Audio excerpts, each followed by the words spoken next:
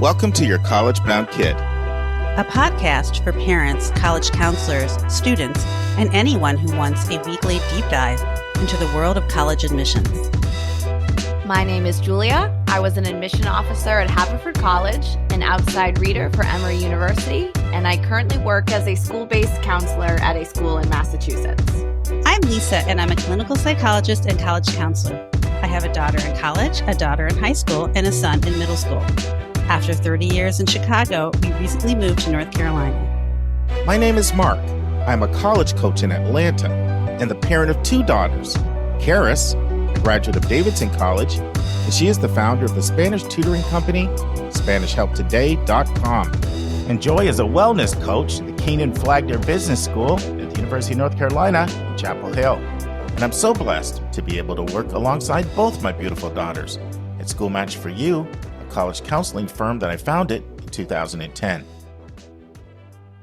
Good morning, friends. I am back in my home office.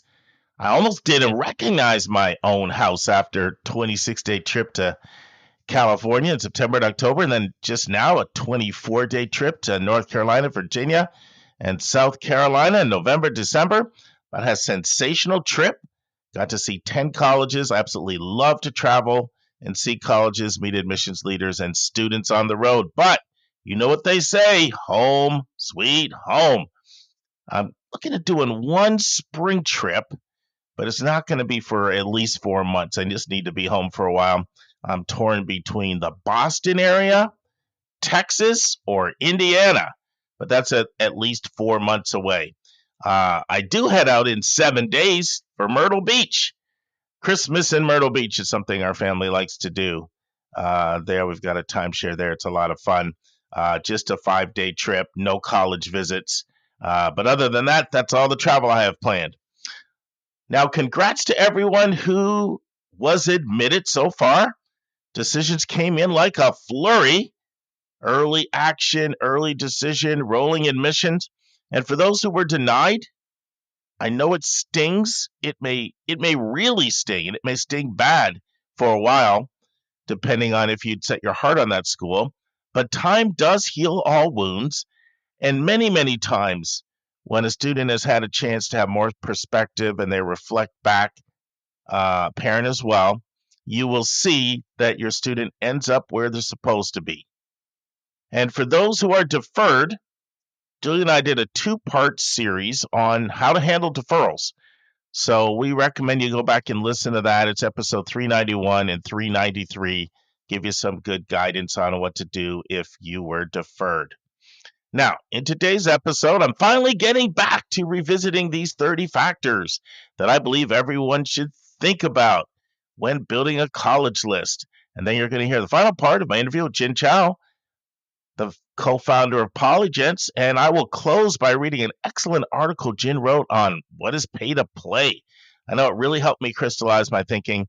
I hope it'll be as helpful for you as it was for me. So now these 30 factors, if you're a regular listener, you know what I'm talking about. I've been working on this for years. What are the 30 factors that most influence whether or not a student will like a particular college? And how can you think through the process by looking at these factors and taking them into consideration? You know, I'm a big fan of bump the rankings, throw them all out. It's the cumulative rankings in particular, and you customize your own rankings. Well, that involves some thinking. You have to go through the process, right? Don't let somebody else tell you what's beauty to you. You decide what beauty is to you. Just yesterday, I was meeting with the family, and I gave them this assignment of going over these 30 things and ranking them. And the dad said to me, this list and this exercise spawned a 2 to 3 hour conversation with our whole entire family about what really matters in college. It was really good. And that was like music to my ears. So you may remember, I've shared this a couple times, but originally, I came up with like 25 things, and then I thought of something else, and I thought, well, we've got a lot of wisdom here amongst our listening family, so let's crowdsource this puppy. So I asked you to send in anything you think I've missed, and I'm really glad I did that because in the course of these last 4 to 5 months since we first brought this up, there were 3 things that were sent in, and I was like, oh my goodness, how could I miss that? And there was another thing that was sent in that I thought, you know what? I want to reword how I had that phrased. And then on my own, I thought of 2 things that were those, like, how could I have missed this? So I feel like I've really got this 30 down now. I'm going to walk you through them. Now, how do you use this? Well, I think there's use for everybody here. If you're a do-it-yourself or you're building your own college list, or maybe you're in the homeschool community, this is great for you. You know, if you're working with a public school counselor, independent school counselor, you know, independent educational counselor, IEC, or CBO counselor, this is great for you because your knowledge of yourself will be incredibly helpful to the counselor that you're working with. So I've modified this exercise a little bit because, you know, anytime you try something, it sounds great in practice. In theory, I'm sorry, but then in practice, you realize, oh, snap, I need to make a few changes. So originally, when I first started introducing this to my families, I said, I want you to rank your top 10. And I did that because I got a 170 question questionnaire. It's a lot of work. And this exercise is hard. I've done it myself. I'm like, I don't want to ask people literally to rank all 30. That's just a little too much. But what I found was there's some things that maybe number 11, 12, 16, 19, 21 that are really important to people. So now in my own practice, I've modified it. And basically what I say to families is rank as many of these things as are important to you. So you can stop when you get to anything that's not important to you. But in reality, most of these things matter to people. And I never ask you guys to do anything I haven't done myself. So I've gone through and done this exercise myself. And I just want to challenge you to do it. So I'm going to walk through the things. I'm going to give you a little bit of commentary on them. I hope you'll find this helpful. I'm going to also let you know the ones that you shared that I hadn't thought of, and the 2 ones that I recently realized, oh my goodness, snap, this isn't on the list. All right, these are alphabetized. They're not listed in anything other than alphabetically. So the first is the immediate area around the college, the immediate area around the college. Here I'm talking about like kind of like that 1 mile, 2 mile radius right around the college. I was meeting with the family about 3 or 4 days ago, and this was actually their top thing. They want a life outside the school, and they want it to be where they can walk. And so what's immediate around the school was like super high up there. I can't remember if it was actually number 1, but it was way, way up there for them.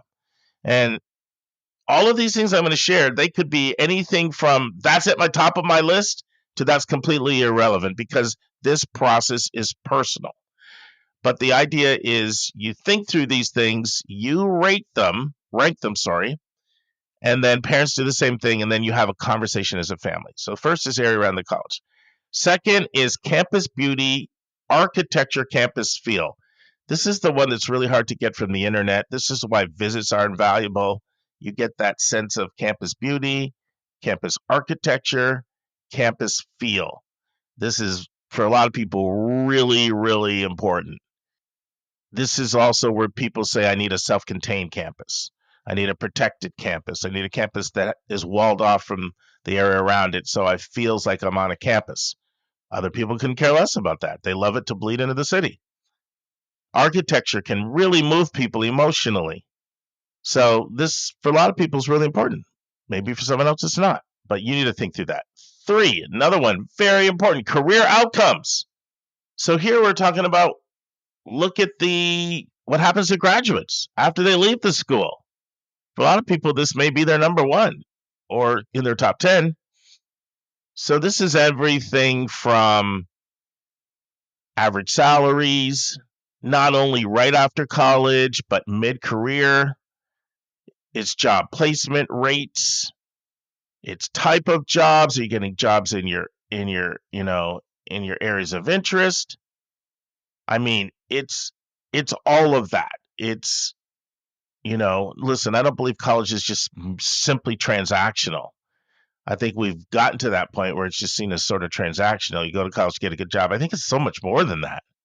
So it's about your personal growth. It's about you understanding who you are as a person. It's about, meeting all kinds of interesting people. It's about developing your critical thinking skills. It's all those things, right? But career outcome, you're paying the kind of money people are paying. You're not doing it to not have some better job opportunities than you would have had if you didn't go. All right, next is class size. Pretty self-explanatory. Some people like classes really small, some mid-size, some large, a mixture. Whatever role that plays in your evaluation, it's something you need to think through. What are your thoughts on class size? All right, next we have the first one that came in from one of our members of our listening family, and I thought it was a good one. And when I saw it, I said, you know what? We need to include this. And by the way, shout out to our college counselors, because if my memory is correct, all three, actually four, because I modified one, of the new additions were submitted by college counselors. So this is it. Clubs, sports, and extracurriculars I like. And this is really good. This is like the example that the mom gave when she shared this was sometimes a student has very unique things that they may want to do. Let's say, for example, fencing. And if the college doesn't have these things and these things are important to you, that's going to be a factor in the evaluation of the school. So it's clubs, sports, and extracurriculars I like. This is more from a standpoint of my own participation in these things. Now, before I go any further, I do want to say something. Not every single thing that's important to people you're going to hear in this list, because the list would be too long. But there's a place where that thing you might be thinking of could be bucketed. So, for example, a lot of times people will say to me, being close to an international airport is very important to me. Or sometimes someone might say, I really want to ski and I want to be close to skiing, or I love mountains, or I love the water, or I love the beach, or I love public transportation. I want to be able to have public transportation. These are all things in the last 6 months I've had somebody say to me, it's important to me. So you're not going to hear me individually mention those things, but they'll all fit into something, right? So there's a category where you can place each of them, whether it's area around the college or I don't want to get ahead of myself, but I'll mention different things that each and every one of those things I just mentioned, there's a place for them within our categories. All right. Next, college rankings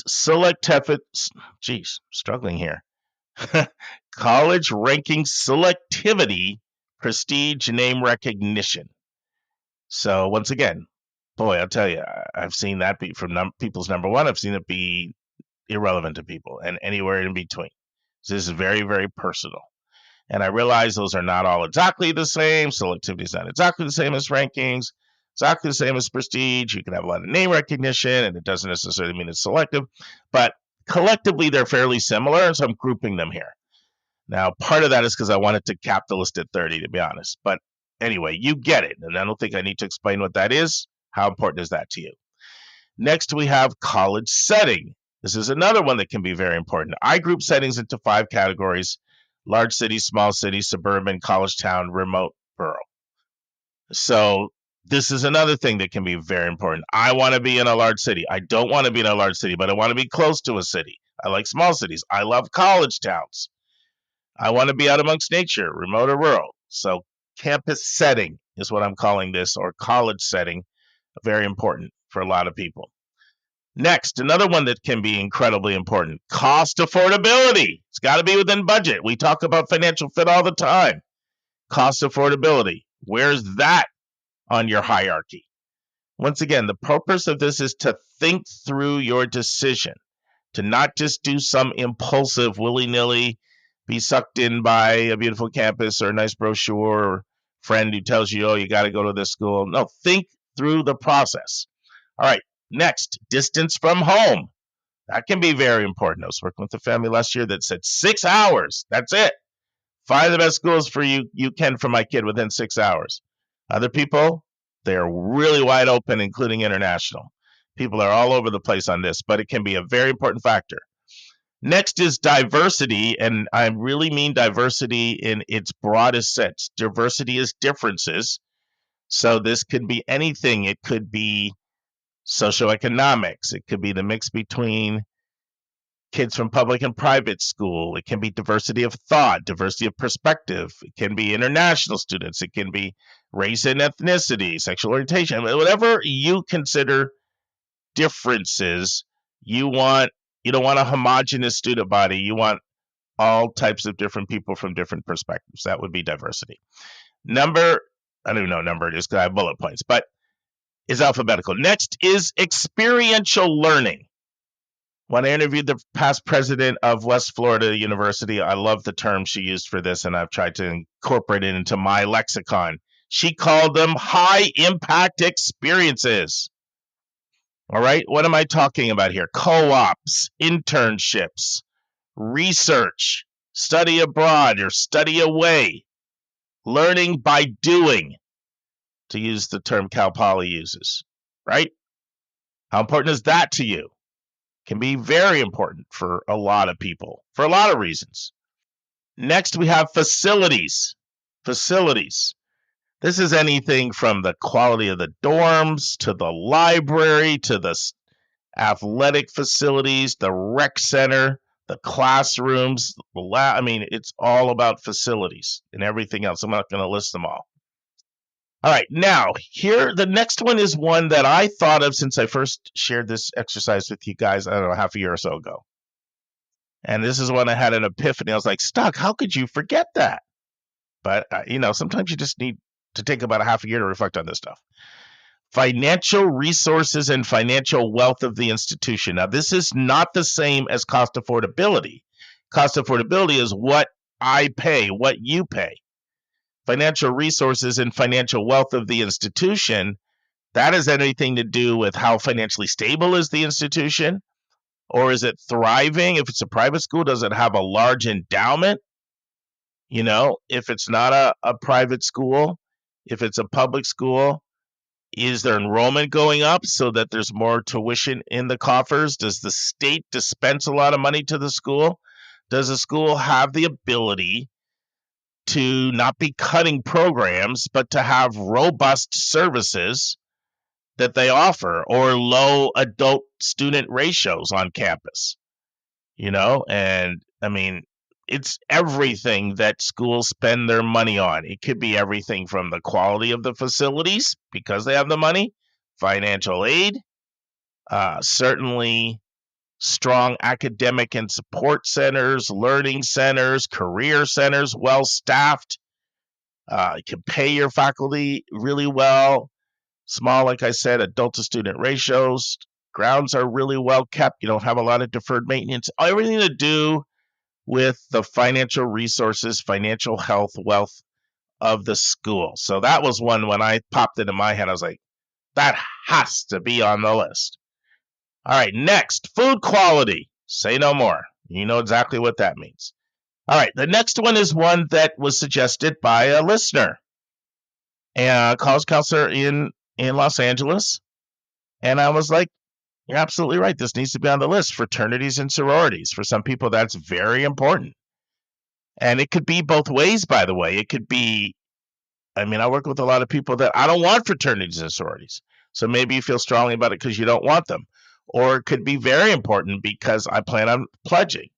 Or, is my fraternity and sorority there that I want? So there's a lot involved in that. Or the culture of the school related to fraternities and sororities. And there's a lot of, gradations in there. Next, friendliness. Friendliness of the culture. Friendliness of the student body, staff, administration, professors, faculty. Friendliness. Next, graduation rates and retention rates. Self-explanatory. All right. The next one is another one that a listener sent in. Housing options. That's important, right? People can feel very strongly about that. Is it apartment style? Is it suite style? Is it corridor traditional style? How big are the rooms? Is it 3 to a room? What do they look like? Are they modern? It encompasses everything from, is there ample space? So if I want to live on campus, I have the option of living on campus. So there's a lot in there. But you are in your room a lot. Where you stay is kind of important. So when this one came in, it was another one of those snap moments. I was like, how can I forgot that? But anyway, thanks to all of you. We've improved this list. All right. The next one is the last one I thought of. And I'm like, this has to be on here. And I only thought of this one around 3 weeks ago. I wanted this to germinate for a while because I didn't want to just like impulsively come back with this like a month after I did it. I needed to think myself, and I needed to give you guys time to send in your suggestions. But this was really important, in my opinion, and this is what I'm calling it. My type of kid attends the college. So when you visit and you look around, do you see your people? That's really what this is. Do I see my peeps? My kind of kid attends the college. That's this one. All right, next, nature green spaces. That's a lot of people comment on that in our questionnaire. I need green spaces. I need a quad. I need trees. That's my view of a campus, and I want to see that. Nature green spaces. All right. Next one, kind of important to a lot of people, overall academic excellence. What is the academic excellence of the school overall? And by the way, that is not synonymous with rankings and prestige, because you can have schools that have fantastic overall academic excellence and they don't have the rankings or the prestige or the name recognition. So that's why those have to be two separate categories. Next, political climate can be very important to people, or it can be a complete non-factor. And it can be important to people on both sides of the spectrum. I'm a conservative. I want to be around a lot of conservative students. I'm a liberal or progressive. I want to be around a lot of progressive students. Or I'm a conservative or a progressive, but I want both voices at the school. I don't just want straw man arguments. I want to hear the best arguments from those who oppose, who may not have my view, because it will develop my thinking the most. So I want both sides represented. That can be important, but political climate of the culture. Okay. Next, religious affiliation and religious culture. This tends to be important to people who feel very strongly about a religion and maybe they want a religious affiliated school, but it can also be important to people who are allergic to anything religious and they don't want anything that smacks of religion. So either side, this could be important too. All right, next, residential versus commuter students. So this isn't more of a suitcase school. Does it empty out? Or does it have more of a community feel or residential feel where most people are living there on the campus? That can be very important to people. That's one of the challenges I have a lot of times with the Cal State schools for out-of-state students. People will want California, and there are a lot of Cal States that they like, but some of those Cal States are like 90% commuter. And then they're out when they find out, oh, it's like this is not enough of a residential feel. And then others are not that way. And then some people, it's not as important to them. All right. I know what every mom's going to say on this one. High score, safety. And once again, it's kind of amazing how subjective this is. I'll have people visit places like Johns Hopkins, Temple, Cal Berkeley, and some people will be like, I love it. It's completely comfortable. And then others will be like, oh, sketchy. So it's so subjective, whether people feel an area safe or not. And then we have another important one, school size. This is another one people can really feel strongly about. Small, medium, large, very large, tiny. What are you comfortable with? This is one that's, I find it's really helpful to get on a bunch of campuses, because that's when you really get a sense of what feels comfortable. It's not that easy to figure out what size feels comfortable just by sitting by your computer and thinking about it. You got to get on some campuses to get a sense of that. All right, here's another one, and it can be a really big one. Sports school spirit.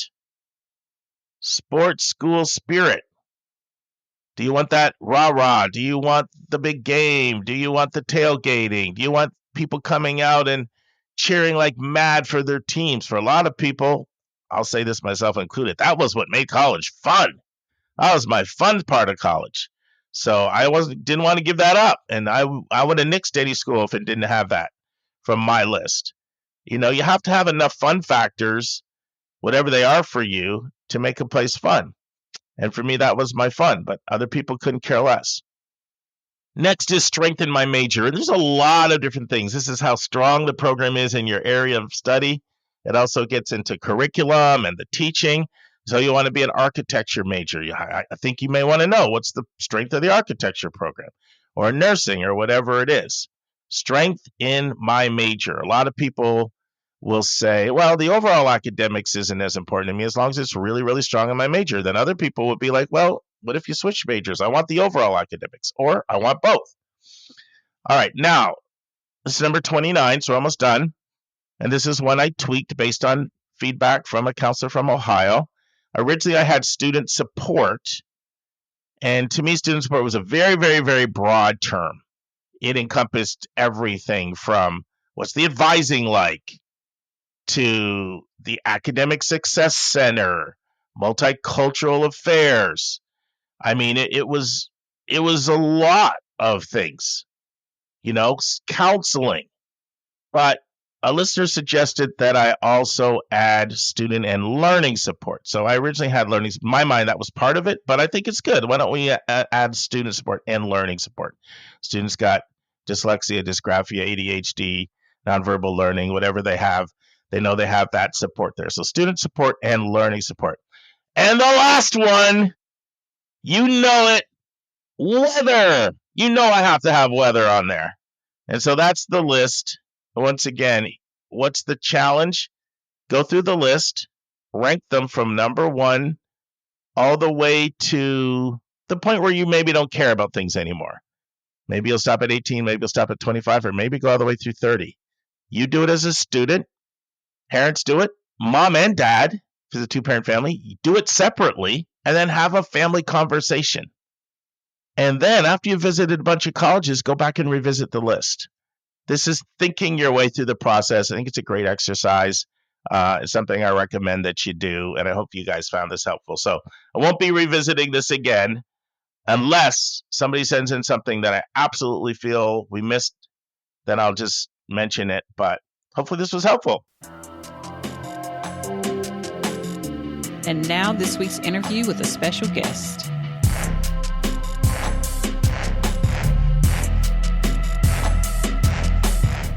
Okay, friends, we've reached the final segment of my interview with Jin Chow, founder of Polygence. In part 3, Jin explains why they do not allow parents to join the sessions with the mentees and mentors. Jin answers the objection, aren't your statistics about college admissions really inflated because you attract a pool of very strong applicants? So you have selection bias built into your applicant pool when you talk about college admission stats? Jin answers the objection. What would you say to the person who says, kids are already really stressed out? Aren't you just adding more stress to their lives by encouraging them to take on a research project? Jin talks about how Polygence is more than a place for students to crank out papers that get published.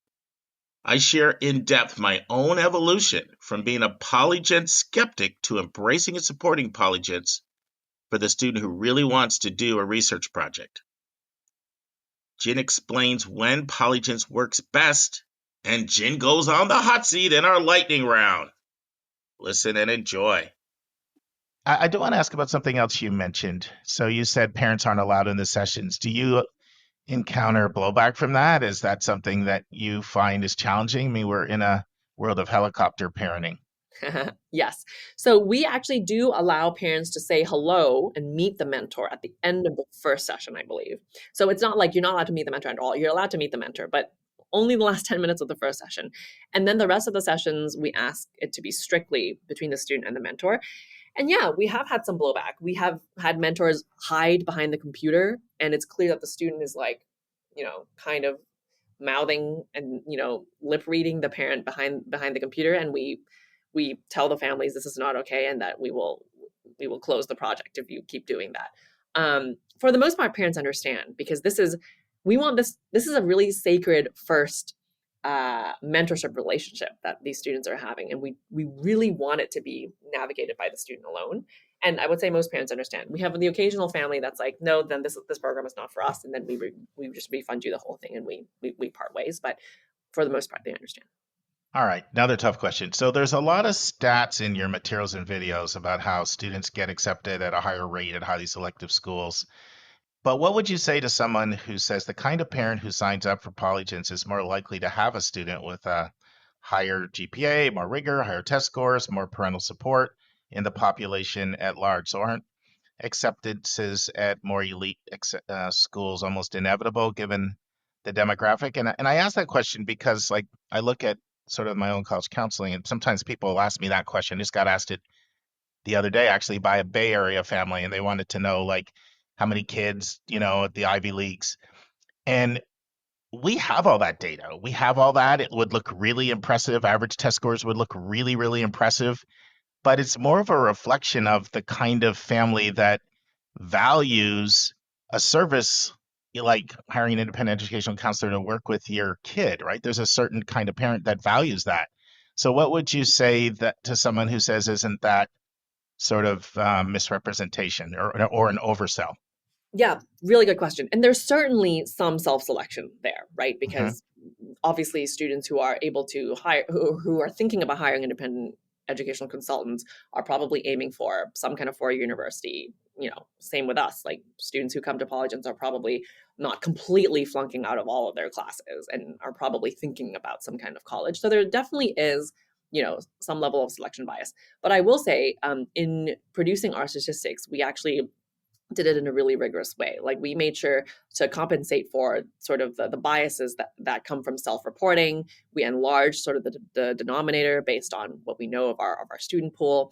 And also, related to what I was telling you earlier, we do a lot of, we try really hard to recruit students who aren't just straight A students, because we know that an experience like Polygence is helpful and enlightening for students who aren't aiming for, let's say, top 10, top 25, even top 50 schools.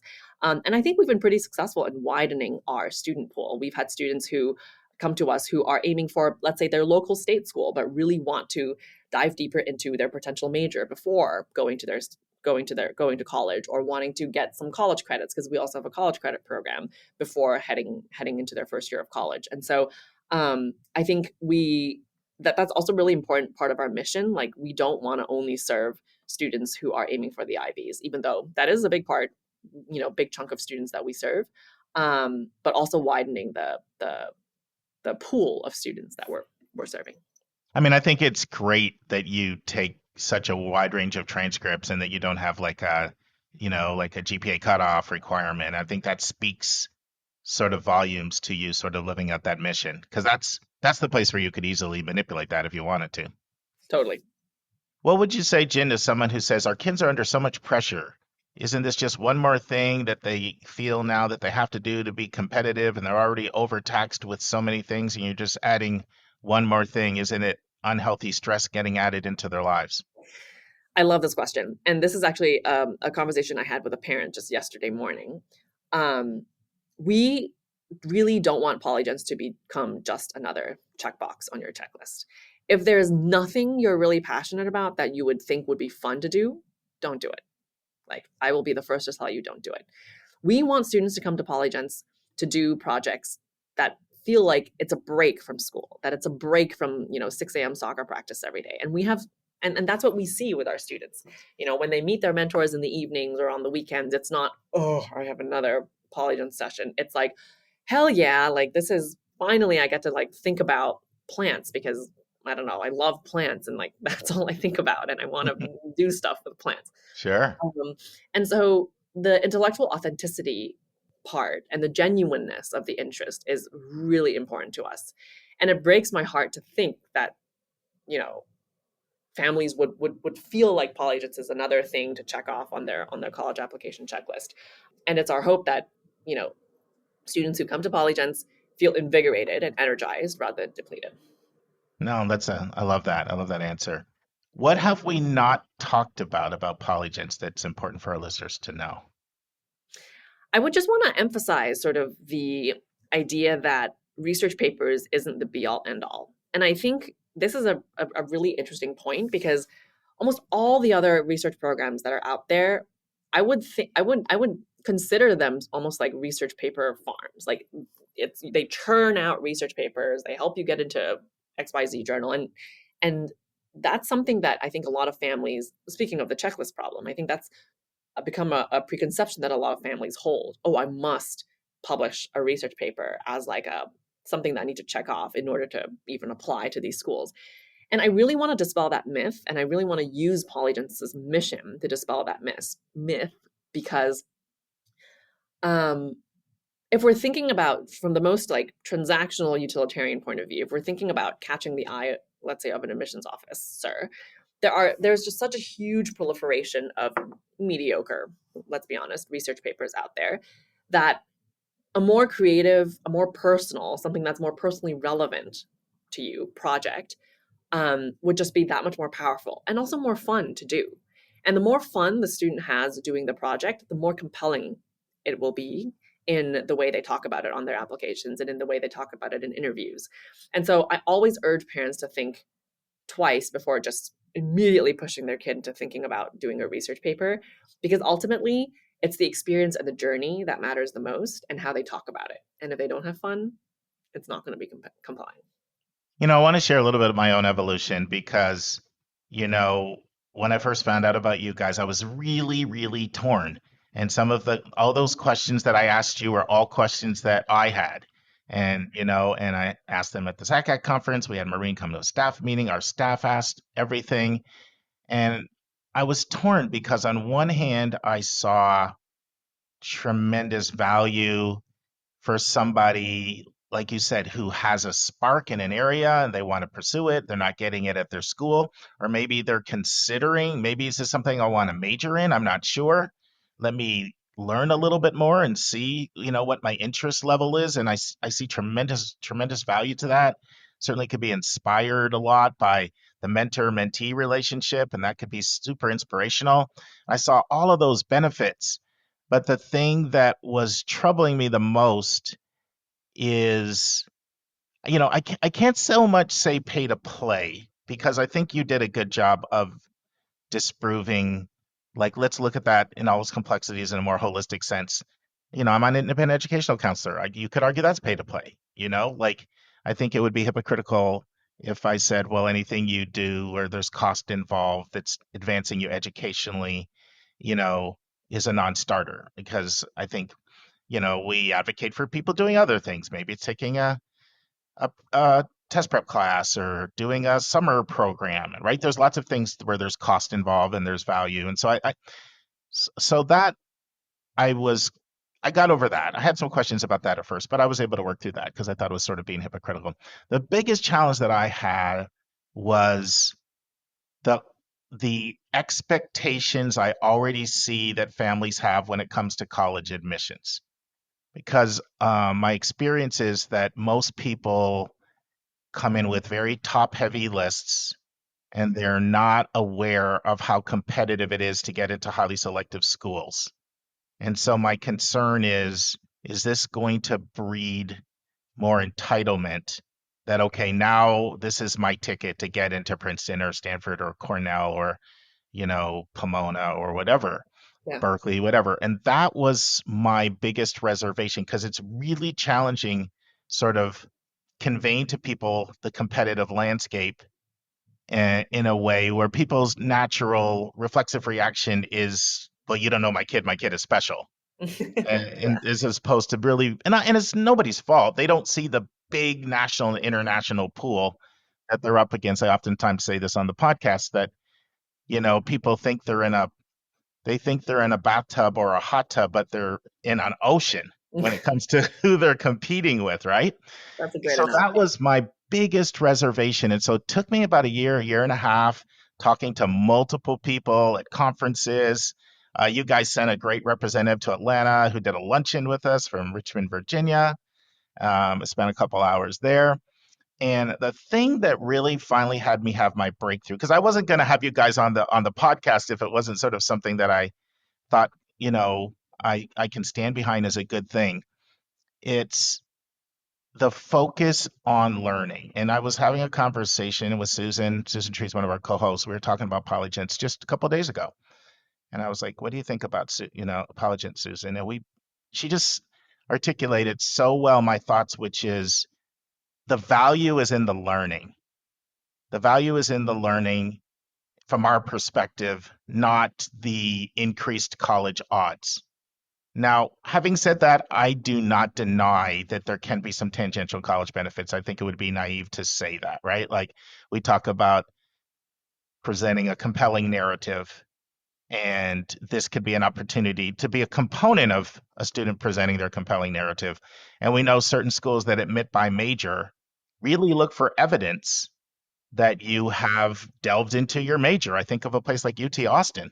Like they're very clear. They want evidence that you show me evidence that you're interested in your major. We also see this a lot with international schools too, and so I can't deny that there can be some college benefits, but how you could rein in those expectations. And I think especially at the highest level, I'm talking about the most selective schools in this country. I've been having conversations with some of, deans and admissions folks at senior levels, and they're talking about the incredible increase in the number of students coming in with not just research projects, but also kids that started their own charities and their nonprofits. And kind of what I'm hearing from them is sort of what's that saying? When everything's special, nothing's special. Like when half your kids are coming in and they're showing these things, they think it's this secret elixir that just parts the Red Sea, and it kind of really isn't. And I actually even have an interview coming up on that topic with Christoph Gutentag at Duke, because he's been very outspoken about that, right? And so that was my reservation. But what really the breakthrough to me was this is such an incredible opportunity for learning. And I can put in context as a counselor, I do not want you thinking that you're getting into Columbia now because you did this. Exactly. And also, I would not recommend that a student sort of advertise Polygence necessarily all over their application. Do you guys sort of give that same advice? Like it's better to be the behind the scenes project that you did and you don't need, Exactly. Like this is an independent research project that I did. It's sort of like how students would never advertise their private college counselor on there. Correct. Right. Like, yeah. And I thought of that exactly. I thought that's the same thing. It would be hypocritical for me to say that when, people have private college counselors, I'm one of them. Other people are, on our team do the same thing. Yeah. And we provide value, but yet we don't say, well, I work with Mark. Yes. Right. And just to emphasize the other point that you made, I mean, I think it's so true. Doing a research project alone will never be the reason you get in anywhere. If it has any relationship with your acceptance, it's because of what you learn from it, how you talk about it, and also how you come across as a result of that enriched experience. It will never be because of the paper or because of, I don't know, the robot that you built. And I think families really need to understand that. Well, I appreciate just for me and listening to all your answers, I do feel that you are putting the focus on the learning. And you said it. You explicitly said it. Like that is the core of it, is the learned experience, the inspiration, the growth, all of that. And, certainly, like I said, I can't blame you for mentioning sometimes that there can be some tangential college backgrounds, but tangential college benefits. But, I just don't want the oversell on that, but I can handle that myself as a counselor. I'm going to emphasize the learning because it really can be a great opportunity for somebody, and I think you articulated it really, really well, So before we let you go today, no first-time guest gets away without going on the hot seat. We call it our lighthearted round. You ready for our hot seat, Jin? Absolutely. Bring it on. How do you unwind? How do you de-stress when you're not getting a PhD or Princeton or Stanford or founding a company with thousands of students? Like, how do you have fun? I play with my 7-month-old. That will do it. I also hang out with my cat. I love cats. Wow. I have a cat. Awesome. What's on your bucket list? What's something you sort of, I've got to accomplish this before I leave this planet? I really want to go to Egypt. So I learned Arabic in grad school, and I have yet to go to an Arabic-speaking country. Well, outside of Dubai, but most people speak English there. So sure. So I want to go to Egypt. Cool. What are you going to do when you go to Egypt? I want to just talk to people. I want to practice my Arabic and also just like see all the incredible sites, pyramids, obviously, and just like, the history, everything. What sport are you the best at? I would say ice skating. I ice skated competitively as a kid, and my husband and I have now picked it back up as sort of like a date night activity. So did you what exactly did you do? Because there's like the figure skating I and was figure skating, so spins and nice. jumps and yeah. Yeah, you're ready for that. All right, you're driving on the road and somebody does something that grinds your gears. What's your pet peeve if you're driving? Oh God. There's like so many, right? If someone turns and doesn't signal, Oh yeah. annoying. You know what's the worst? And I cannot tell you how many times this happens. Those 18 wheelers. Oh God. I Like get I know so their blind spots aren't great, but you have to be so careful when you're doing freeway driving. Like I don't know if they're just, sleep at the wheel or their blind spot's not good or they're just bullies on the block, but if I oh feel like every time I take a major trip, I have like a close call with an accident because an 18 wheeler just like God.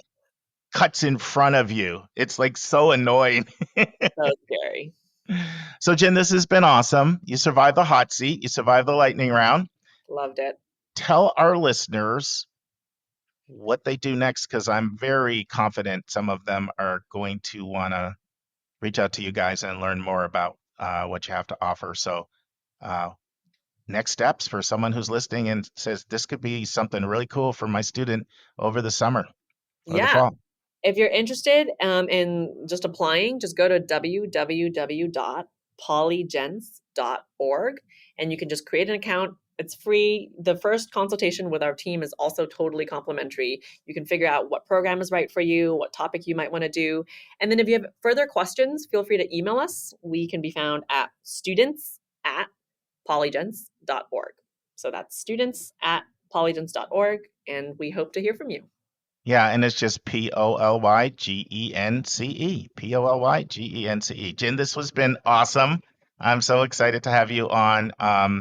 I can really see your heart is in the right place and you're trying to help kids learn and inspire them. Who knows who you may inspire to, you know, find a cure to cancer or do something else to just help society. And so I commend you for your vision. And I think it's absolutely worth putting your PhD on hold to launch this company. So thank you for your vision and your co-founder as well. Thank you so much, Mark, for having me. It was an honor. My pleasure. Friends, Jin wrote the most thought-provoking article, and it's on the topic of what really is pay to play. I'm going to read the article. I'm going to put the link in the show notes as well. And we might even come back and do an in the news about it because it's that powerful and that profound. And I really think it kind of deserves us underscoring and highlighting it. It's one that really personally made me think it's very well written. It's not too long, so I'm going to read it to you. I think it's appropriate for me to close with this article that Jin wrote. And it was written not too long ago, actually, October 8th, 2024. And you can reach it, you can access it on LinkedIn. So the title is called Let's Move Beyond Pay to Play, a call for open dialogue on privilege and education. Here we go. As co-founder of Polygence, I sometimes hear our work, pairing high schoolers with researchers for passion projects, dismissed as pay to play. Whether it's paying for your child to participate in an academic summer camp, an independent college counselor, or even a club sport, this phrase has become shorthand for unethical, inauthentic experiences and unfair advantage. Consider this. Paying for something doesn't automatically make it unethical. In fact, saying so is reductive of the very meaningful work that educators do. Should piano teachers donate their time and expertise to young musicians? Is it really fair to expect underpaid PhD students to teach for free? As a concrete example, I made $35,000 a year as a Stanford PhD student in the Bay Area, and I was paying $24,000 a year for rent. And that's considered a generous stipend. Should independent college counselors who help students navigate one of the most stressful periods of their lives work without pay? Being able to afford these transformational educational activities is absolutely a privilege, but insinuating that the experience is invalid unless the educators do it for free misses the point. Let's also not forget that the highest forms of privilege are counterintuitively free. I've seen firsthand that the children of professors land coveted research positions at university labs while countless students send hundreds of cold emails in vain.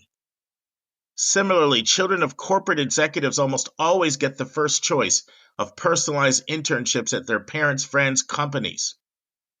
Access to these networks is free, non-transferable, and extremely powerful.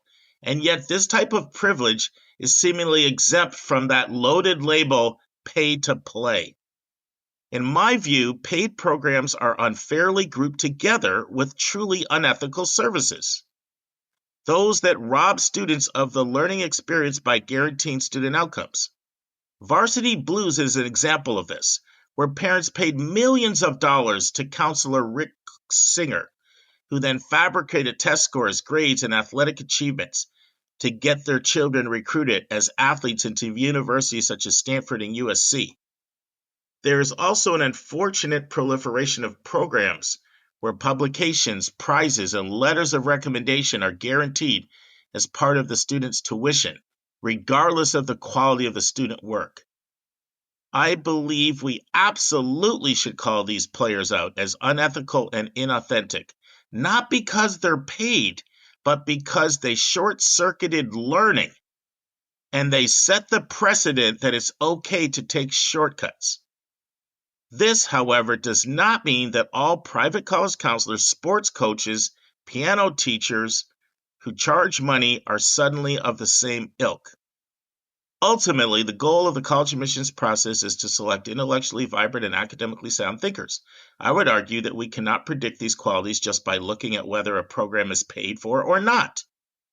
It is also illogical to label a student's experience as less authentic, simply because their mentor, coach, or counselor was compensated for their time and expertise.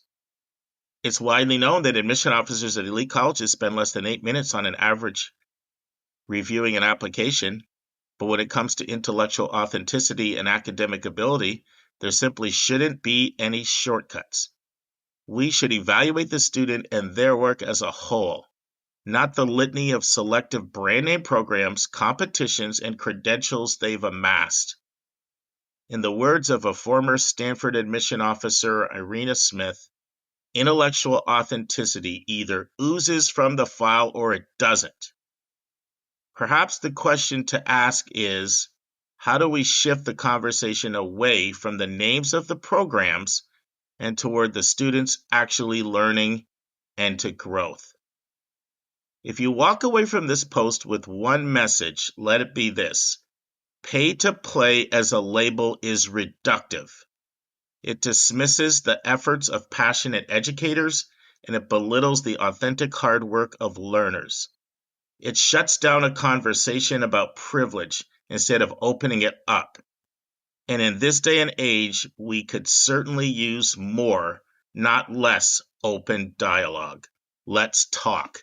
I thought that was so well written by Jin Chow. I wanted to close with this, and who knows, we might even come back and discuss it in the news. But I just want to thank you, Jin, for enlightening me as well as our listeners about the excellent work you're doing at Polygence.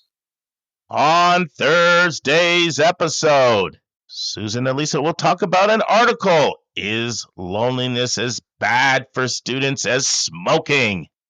It's by Jack Stripling. It's from the Chronicle of Higher Education. It came out in November and is be part 1 of 2. Lisa and Susan had a robust discussion that lasted more than 45 minutes, so we're going to run it over 2 episodes. From our question from our listener, Susan is back, and she and I will discuss a question from Maria from Pennsylvania, who's concerned that her son lacks rigor, and she wants to know how can he explain his course selection to the colleges. We have a brand new interview. It's with Rob Franick. He is the editor-in-chief of the Princeton Review, and we're going to discuss what you can learn about colleges that you may be considering from the 168,000 surveys that Princeton Review did on college campuses this year. And that'll be a 3-parter, so you'll get part 1 of 3. And Lisa's back, and she's joined by Linda for our college spotlight. They will be discussing DePauw University in Indiana. Linda recently visited DePauw. That's not DePaul in Chicago. It's DePauw, D-E-P-A-U-W, And that'll be part 1 of 2. So, friends, I was texting back and forth with a podcast listener, a big supporter of our podcast. In fact, her and her husband hosted our Santa Monica YCBK gathering we had back in late September. And we were just texting, and she was saying to me, wow, personal qualities really matter a lot, for selective colleges.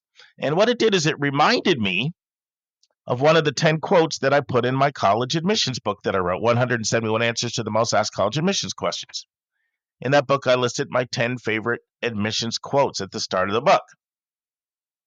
So I want to read the quote I'm referring to you in closing. And it comes from a former dean of admissions at Stanford. His name is Martin Walsh, assistant dean of admissions. And here's what he said. I mean, the most common test we had at Stanford was not how smart are they and what have they invented, but it was actually, would you want to share a dorm with this person for a year? See you on Thursday, friends. And that's our show. A big thank you to you, our listeners, for tuning in this week. If you find this podcast helpful, please follow us and you'll get every single episode as soon as it is released. If you're interested, there are a few ways you can really support our podcast. You can click the share button and send it to your friends and acquaintances. You can help us pay our staff and our expenses by donating on our website. You can write a review for us on Apple or Spotify. I'm the producer of the podcast, but we have a fantastic team of 15. Shout out to our co-host, Dr. Lisa Ruff, Dr. David Williams, Linda Depker, Susan Tree, Vince Garcia, and Julia Esquivel. And to our substitute co-host, Sylvia Borgo. Our sensational sound engineer is Nemanja Motvich. Our amazing music is from Victor Allen Weeks. Marketing designs are from Kimberly Blass. Lily Parikh manages our Instagram. Our image editor is Talha Khan. Joyce Ducker does our website episode updates. And our webmaster is Stalianos Dimitriou. And if you want to have a coaching session with Lisa, Linda, or me, just text me at 404-664-4340. If you have a question you want us to answer, or if you have a recommended resource or article you think we should discuss, just send it to questions@yourcollegeboundkid.com. Our favorite method is for you to record your own voice at speakpipe.com/YCBK. By the way, check out our website, where you'll find lots of content that is not on any podcast app. Our website is yourcollegeboundkid.com. If you want to learn about other hot admissions topics, follow us on Twitter at YCBK Podcasts. We think of you as our listening family, and we look forward to meeting again with you every single Monday and Thursday.